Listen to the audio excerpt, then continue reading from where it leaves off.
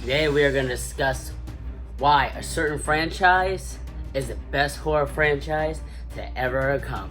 And I'll give you one little clue.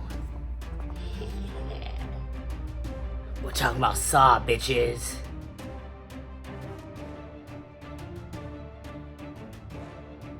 Welcome back to my channel. Thank you guys for watching. Sorry for being hiatus last week. Our AC went out for an entire week, so I was unable to make videos because I was trying to get that all situated, and I was kind of frustrated, so I didn't want to give you guys a hot, sweaty wolf Mitch, so I was just like taking hiatus for a week until this thing gets fixed. As you can see, it's fixed. So today we're going to talk about why I believe the Saw franchise is the single best horror franchise, maybe even one of the best franchises to ever exist. Now, I know that's a lot to say, and that is a lot to, that's a lot. Like, a lot of people don't like this series, but people who are fans of the franchise are very passionate about it.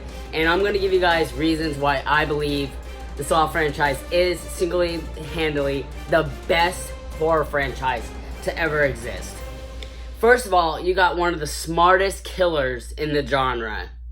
Nobody has even come close to how brilliant and smart and intelligent as John Kramer, aka Jigsaw, is. He is, I believe that he's an engineer. Like, he knows exactly how to make his traps and how he can make them able to be escapable. He is very psychological, like, he gets psychological with people, and, like, he can get inside people's heads. Like, he is single-handed one of the best villains to ever exist. That alone brings the franchise up a few notches. Every movie goes intertwined with each other. People will argue and say that Jigsaw does not go into the other 7, but if you look very closely, it actually does. If you watch Jigsaw, it's actually, and you get to the plot twist at the end, you'll know that this is before all the traps even existed. This is when he was still pretty much in his, infancy stage of creating traps.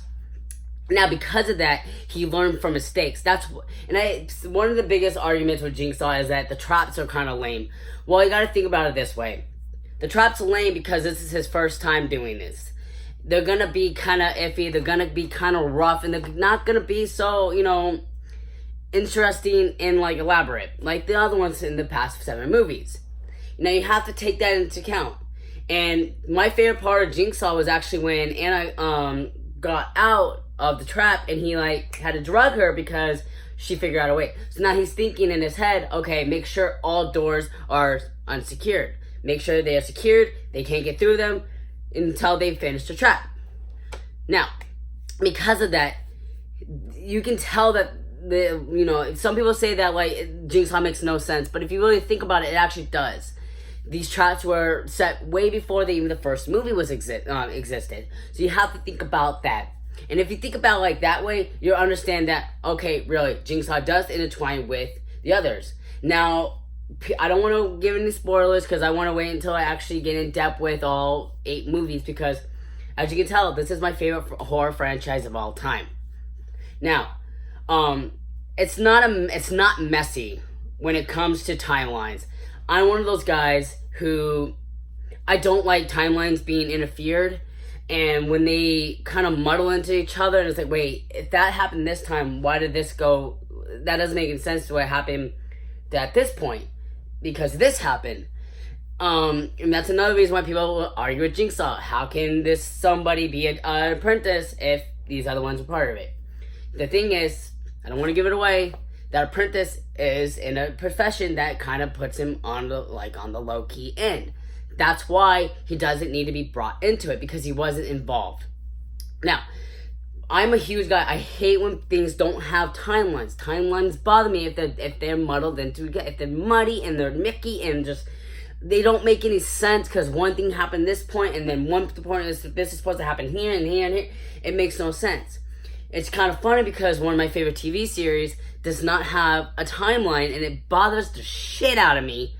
But I try to, like, ignore it because it is a very good TV series.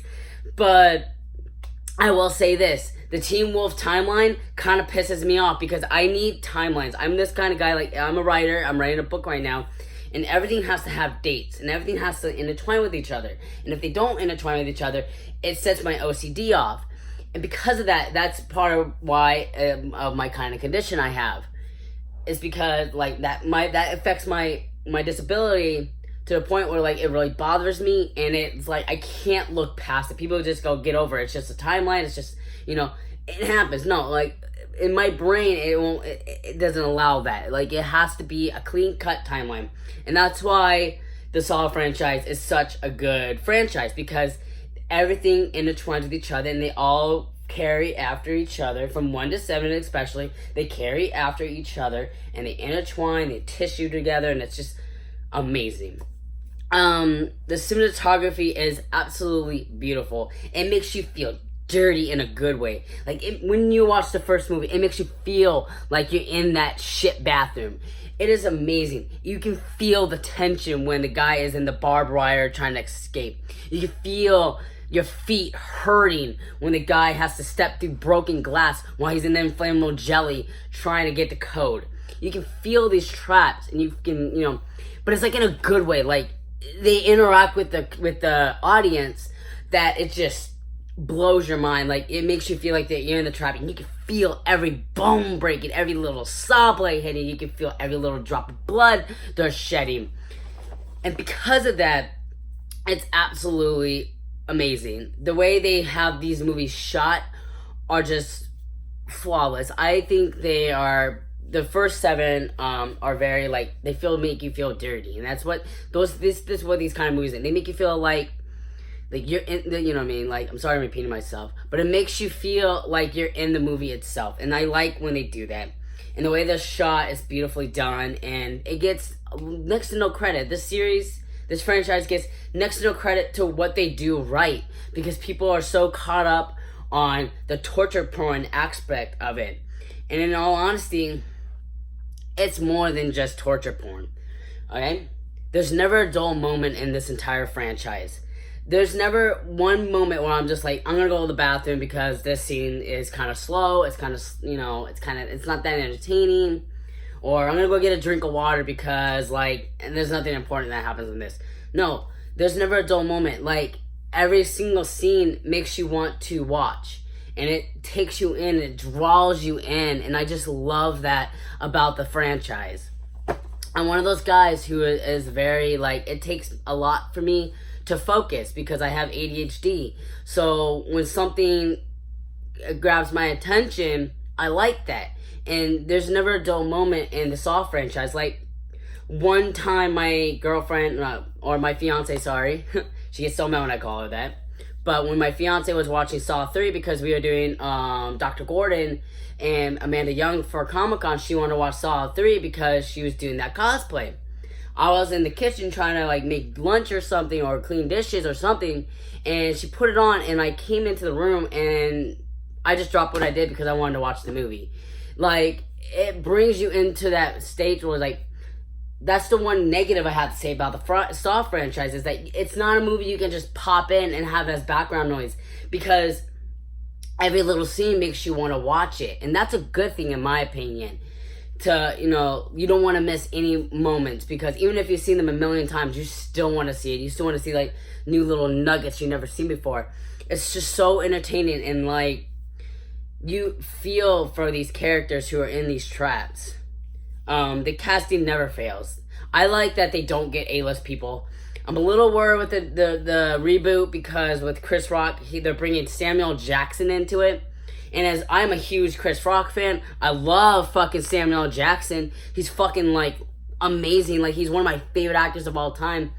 And that being said, he does not belong in a Saw movie, because the Saw movies bring in pretty much, like, B-list actors. Maybe some kind of A-list, yeah, but they're not, like, known people. They're, like, kind of smaller known people, They have a guy from fucking Gilmore Girls playing Detective Strom. Like, come on. Like, you had fucking Beverly Mitchell and 2 from Seventh Heaven. They have, like, minor characters. And if you're a One Tree Hill fan, you know exactly who Addie is. She's the bitch fucking mom of Jake's kid.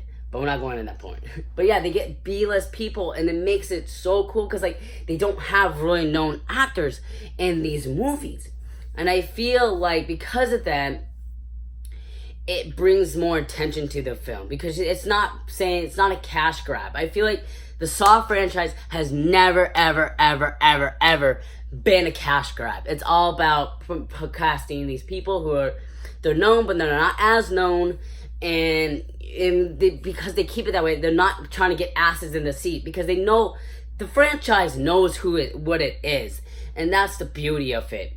You either like it or you don't, and that's why this is my argument because like I said, it's the best franchise in the horror genre. That's what I believe in. It's more than what like I said before, it's more than what people think it is. It's not torture porn. Yeah, it's torture porn, but at the same time, if you're into detective work and detective kind of movies, these are the kind of horror movies you want to watch. I like to see it as like a darker version of Criminal Minds. I am a huge fan of Criminal Minds. I'm a huge fan of Dexter. Like, I love crime shows. And it takes my passion for crime shows and amps it the fuck up. Like, it is such a great series that it, like I said, it keeps you entertained. And it's more than just the gore. It's more than just the torture porn. And it's more about than the traps. It is about the storyline. And the storyline is so crisp and clean. People will argue me on this, but I don't think it is. I don't think it's dirty at all. Like, I think it's one of the cleanest freaking movies that when it comes to script writing. It keeps it intertwined with each other, and I like that. I like when things connect to each other. And because of that, that is why I think people are misinterpreting it, because I'm telling you, this franchise is awesome. It is one of the most unique, interesting franchises in the horror genre, in my personal opinion. It keeps you on your seat, okay? Because of this, it keeps you on your seat. That's what you want that's what I want from a movie. That's what I want from a franchise. Something that keeps me thinking, something that keeps me entertained, and something that keeps me wanting more. And I want more. And I'm so sad that I didn't get into this franchise earlier, because it has become like something that I want to steer clear away from, because people say it's just torture porn, to now being like, I'm going to say it now, it's like my second favorite franchise of all time. Because I just love the atmosphere. I love the cinematography. I love how they get unknown actors, but they're kind of unknown, but they're not that known. They're not trying to get people in the seats. You know what I mean? I love the balance of gore and storyline. I love that it keeps itself consistent throughout the fucking series. Like, I can't stand when they erase something and then they go, oh, this is what happens instead. Like, it just bothers me. Because I just like clean-cut timelines. And that's the thing. The franchise has never really muddled its timeline. As much as the Halloween franchise is amazing, it has a lot of different timelines. So, and the Saw franchise just has one single timeline. And it's so refreshing to see. And I'm going to say this right now. Lee Winnell is one of my favorite screenwriters. Because he is what he wrote for the first movie is remarkable. James Wan did an amazing job on that first movie. I may prefer the sequel. I think the sequel is far better than the first one, but that does not discredit the first one. I feel like that they took everything that the first one had and they amped it up to 100. And it was amazing. It was fun. They put him in a death house and it was amazing. I can't speak any more good about this franchise. And also, it has one of the most underrated final girls of all time. And people are gonna argue with me saying, how is Amanda Young a final girl? She is a final girl because she did not just survive one, but she survived 2 traps. And people are gonna say, well, in the second one, it was rigged. Not technically. Jigsaw made her go into that trap so she can fulfill her duties with Matthews. But there was nothing in there that says that Xavier was not gonna throw her in that pit. There was no promise that she was actually not gonna make it out of that house. There was no promise. She took a risk and she survived that death house.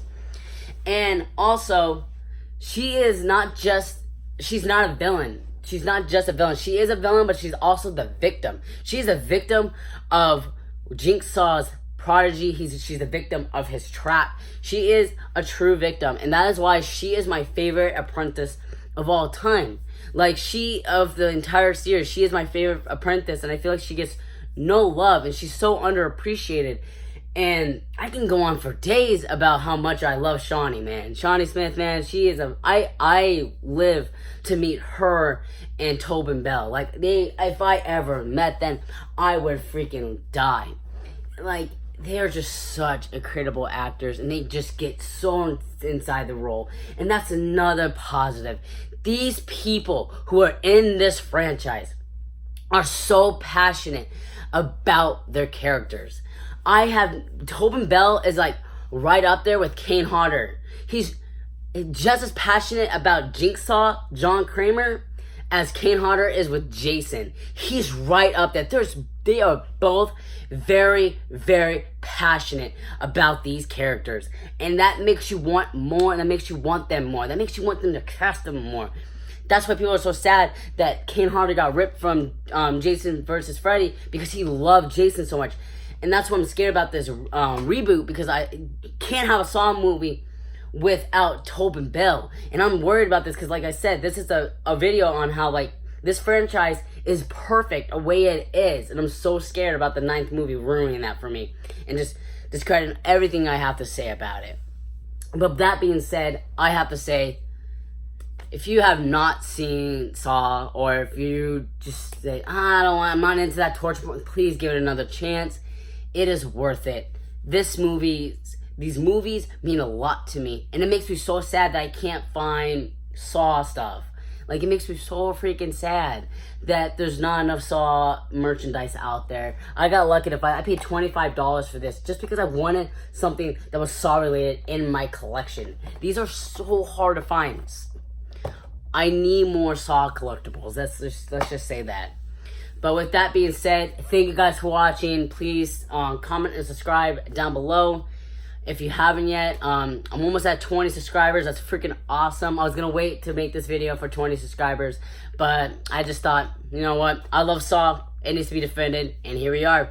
Thank you guys for watching, and Wolf Mitch will see you next time. Bye.